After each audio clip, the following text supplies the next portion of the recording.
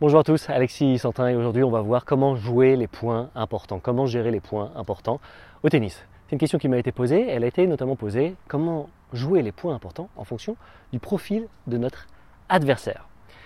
Et on va voir que je prends la question à contre-pied qui est comment jouer les points importants en fonction de moi, de mon propre profil et de continuer à m'honorer même si c'est un point important, d'honorer le joueur que je veux être sur le terrain même dans les points importants, parce qu'on a parfois tendance à changer complètement, à vouloir assurer ou à vouloir innover dans ces moments-là, alors qu'il n'y a pas de raison.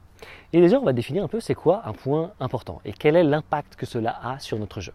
Point important dans le tennis, on dit généralement, c'est les points 30A, balle de break, balle de jeu, balle de set, 30A quand ça fait 4 partout.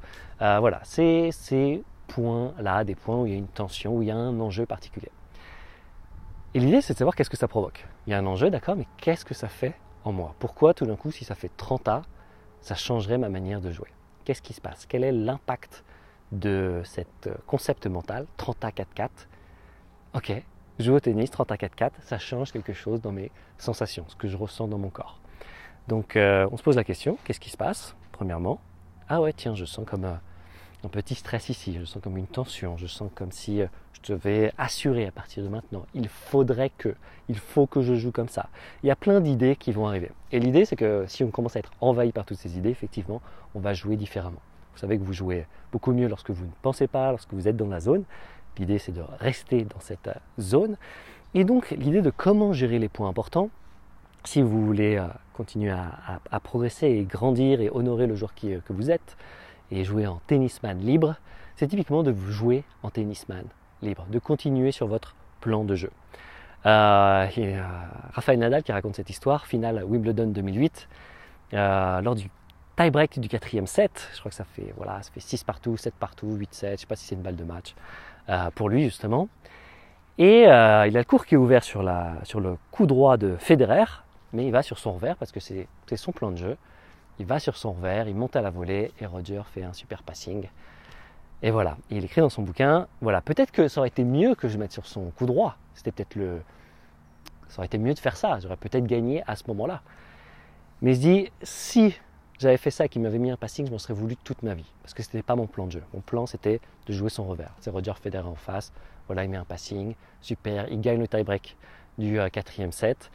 C'est comme ça, mais Nadal va finir par gagner au 5e set.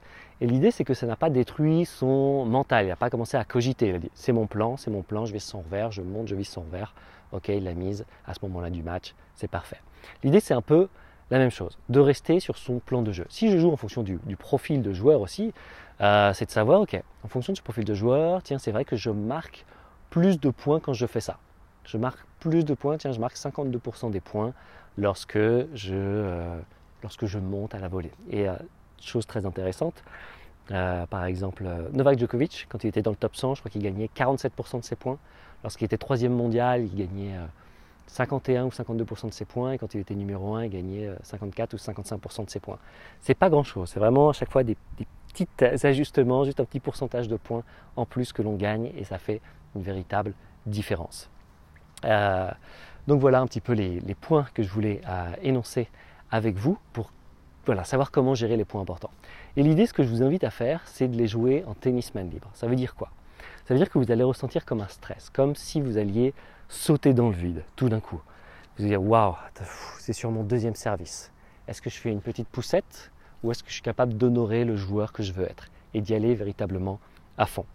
Notre histoire, récemment, donc, je vais raconter, j'étais faire des tournois futurs et j'arrive, je n'étais pas entraîné, je fais ce match, je perds 6-1, 5-2, puis je me dis non mais en fait je sais jouer, puis je remonte, je gagne 7-5 le 2e, et puis 3e set, tie-break du 3e set, 4-3 pour mon adversaire, ou 4 partout, je ne sais plus, et là je commence à me dire mais Alexis arrête quoi, je savais que je pouvais être au-dessus, mais vas-y à fond quoi, sois prêt à mourir en tennisman libre.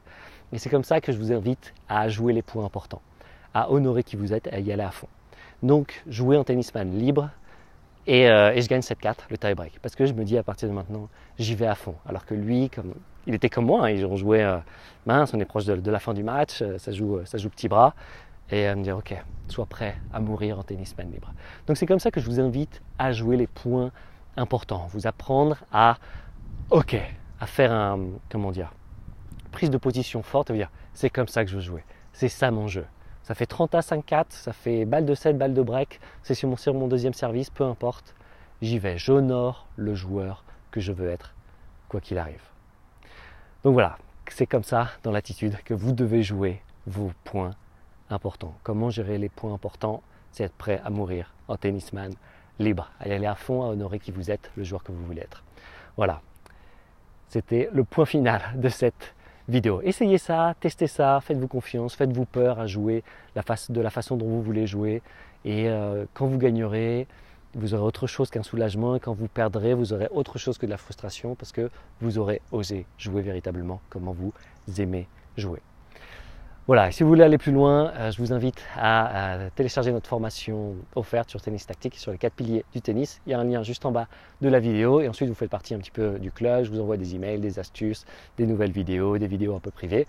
Et voilà, vous avez aussi les annonces pour des stages. Et voilà, donc je vous donne rendez-vous très bientôt et je vous invite à tester tout ça, observer les résultats, voir ce qui fonctionne pour vous et à jouer en tennisman libre. À très vite. Ciao.